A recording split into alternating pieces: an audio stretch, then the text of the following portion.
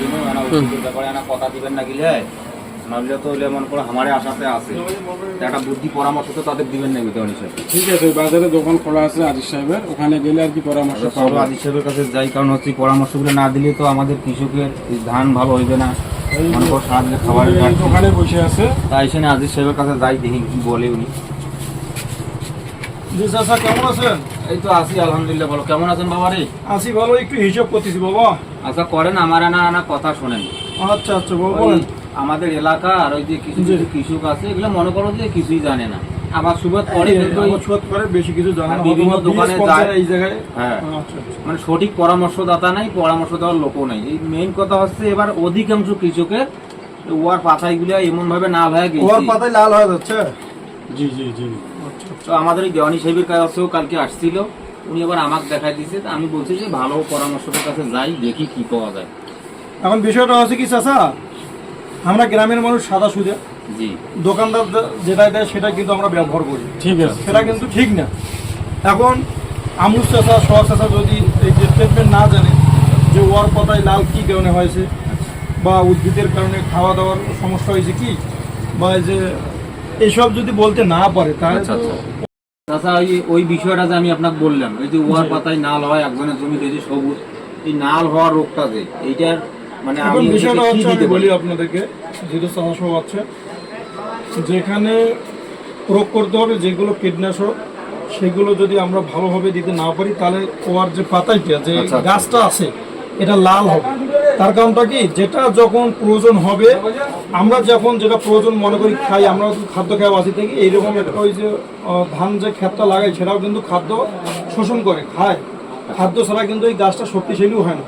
যখন যেটা প্রোডাক্ট দিতে হবে আমরা যদি শিওরভাবে সঠিকভাবে দোকানদার দিতে না পারি তাহলে জমিতে কোনো কাজ হবে না। গ্রামের লোক সাদা সিধে যা বলতেছে ওয়ার পাতায় লাল হয়েছে। এখন যদি ওয়ার পাতায় লাল হয়েছে, আমি যদি এখানে দিয়ে থাকি চাষাদেরকে ফার্স্ট পটাশ দিতে হবে, তার সাথে দিতে হবে জিঙ্ক, মানে জমিটার জিঙ্কের খাদ্য অভাবে কিন্তু পাতাইটা লাল হচ্ছে, সেটা হচ্ছে চ্যালামিন দিতে হবে। তার সাথে পাতাইটা যে গাছটা শক্তিশালী করবে সেখানে আমরা থিওবিট কিংবা কুমিল্লাস কিংবা স্কোয়ারের ওই যে ম্যাক্সার যেটা বলি আর কি, জি জি। সেগুলো দিলে ইনশাআল্লাহ সেরে যাবে। তাহলে ওই যে আমরা এগুলো প্রোডাক্ট দিয়ে কিন্তু কাজটা করতেছি, আমি নিজেও প্রমাণ প্রুফ করতেছি, এবং আমার জমির জন্য এই যে আমি নিয়ে যাচ্ছি।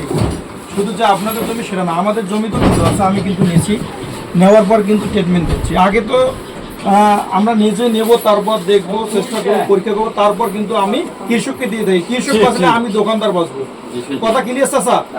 আপনারা পরামর্শ ভালো কিছু নেবেন, যেহেতু এই জায়গায় বিএস ঢোকে না, বিএস না ঢুকলে ভালো একজন সুপরিদর্শন বা সুপরিদর্শক, একজন যে রাসায়নিক কীটনাশকের দোকানদার আছে, ভালো বিষয় বোঝে ওষুধ সম্পর্কে, কোম্পানির সম্পর্কে, তাদের কাছে যা বসলে ইনশাআল্লাহ ফয়সালা হবে। তো ওষুধ দিয়ে দেবো, ওষুধ তো দিবেন। আর ঘটনা হচ্ছে কি, আমি এই মেইন উদ্দেশ্য হচ্ছে গ্রামের সাদা খুদে মানুষ, আমার এলে জানা খুদে মানুষের বোধ আইছে, আমাদেরকেও আরো দক্ষ হইতে হবে, এবং সেই অনুযায়ী সেই আঙ্গিকে কিন্তু আমাদের দুইটার দাম কত? ওষুধ দিতে হবে। আচ্ছা, এই চেষ্টা করতে পারি যে আমরা এই দেওয়ানি সাহেব এবং আমি আপনাদের এই কথাগুলো আমরা নিয়ে যাই, তাদেরকে বলবো ওই অনুসারে তারা ইনশাআল্লাহ সমাধান হবে। যেখানে সমস্যা আছে সেখানে সমাধান হবে। আচ্ছা ঠিক আছে, তাহলে আপনাকে অসংখ্য ধন্যবাদ। আমরা তাহলে তার কাছে গিয়ে ওই লোকগুলোকে কিছুগুলোকে একটা আমার কথা হচ্ছে, আপনি ভাই টেটাসে না কেনেন, তারাগুঞ্জে কেনেন, রংপুরে কেনেন, সোদপুরে কেনেন, কথা হচ্ছে ফসফরাস দিতে হবে বাধ্যতামূলক। জিঙ্কের যে অভাব জমিতে সেটা জিঙ্ককে পূরণ করতে হবে, যে ধানের যে গাছটা আছে সেটার খাদ্য পূরণ করে দিতে হবে, সেটা হচ্ছে চ্যালামিন দিতে হবে, এবং তার সাথে দিতে হবে থিওবিট কিংবা কুমিল্লাস। আপনার পরামর্শ দিলেন, আমার ভালো লাগলো। কিছু অসাধু ব্যবসায়ী আজকের মতো আমরা আসি, তাহলে আমরা ওই দেওয়ানি সাহেব প্রশ্ন দেয় আর কিছু তো ঠিক আছে, চা খান।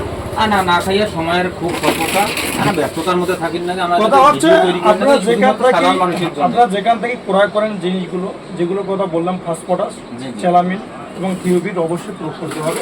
তাহলে ইনশাআল্লাহ যে জমিতে যে ধান ক্ষেতটা আমাদের পাতাইটা লাল হয়ে গেছে ইনশাআল্লাহ সেরে যাবে। আচ্ছা ঠিক আছে, ঠিক আছে চাচা, ভালো থাকেন। ঠিক আছে, ঠিক আছে, আসসালামু আলাইকুম। যাই দেখি না কিছুগুলো কভার নেবে তো।